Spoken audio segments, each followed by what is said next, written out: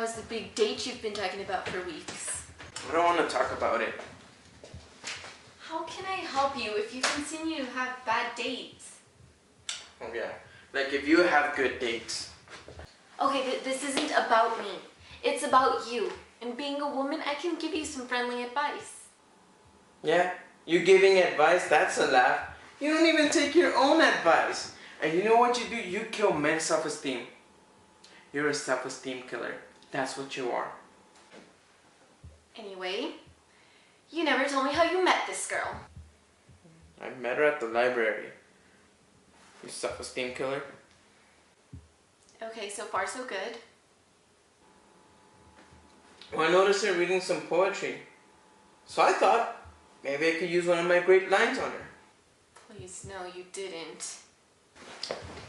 I walk up to her and I tell her, if I were a stoplight, I would turn red every time you pass by just so I could look at you a bit longer. What did she say once you said that? How cute. Okay, there's your problem right there. What problem? If she thought that was cute, she's insane.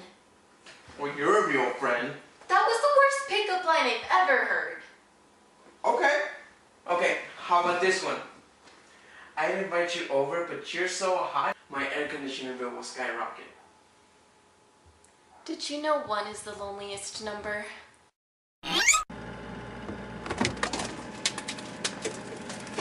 Man, every time I come up in this house, you either have expired milk or leftovers. And man, you know I don't like leftovers.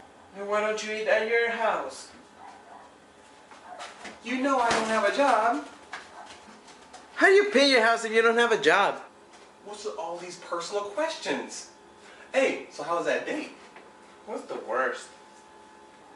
Did you use the lines I gave you? Yeah. But the date itself was terrible. Mostly at the end. Did you at least pay for half? I did exactly like you said. Well, you know, the women, all those equal rights and things. Mars!